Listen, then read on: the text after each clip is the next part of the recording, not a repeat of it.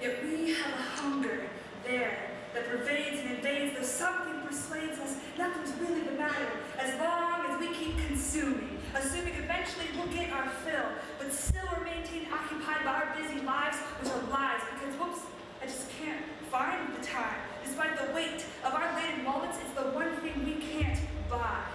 So we decide to not even try to find a slice of time with the price of another's life. We're more content to consent to fight to feel validated and alive, if only to hide our charred estate. But we're a city of people broken, burning on the inside. No flames lick our feet. It seeds and seeps and creeps through our veins, out the cracked crevices of this smoldering state, leaving the ground barren in a land of plenty, especially in those who've already forgotten the flavor of hope. Because nothing can grow except for weeds and a being parched. Just ask the stones. They know. But we'd rather use them to throw than make homes, housing promises of tomorrow, tomorrow, tomorrow, intending on finding time to borrow, currently extending charity to give ease to our sympathies without ever having to actually use these. Or these.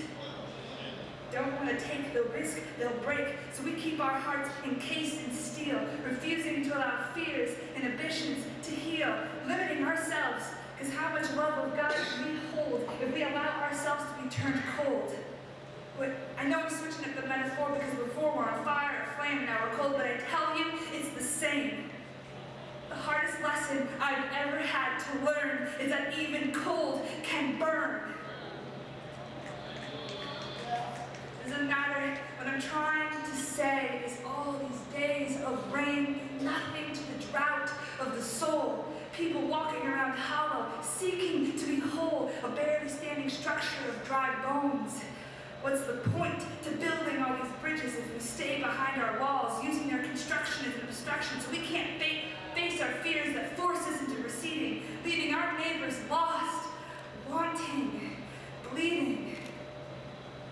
Brothers and sisters, beloved, God wants to use us. Through Christ, we wield the power to mend the broken, salve the bruises, share the loads accumulated from weary roads, evident through calluses and worn-thin souls.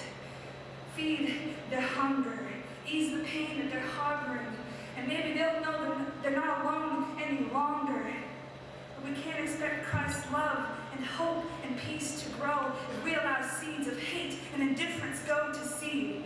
If we believe Christ came for you and me, if we believe Christ loves you and me and the least of these, then we should never cease in using these, or these, or these, or these, or these. For how can we be a body if a part of the body ceases to be? I'm not asking you to scale mountains, at least not alone, or to build hundreds upon hundreds of houses and make them each a home. I mean, if you do, it's great. But do whatever it is you're called to do. Just don't forget you can't reap a harvest if you're not willing to sweat. Crops are never content to be simply sown. And how will the world know what Christ's love looks like if they're not shown?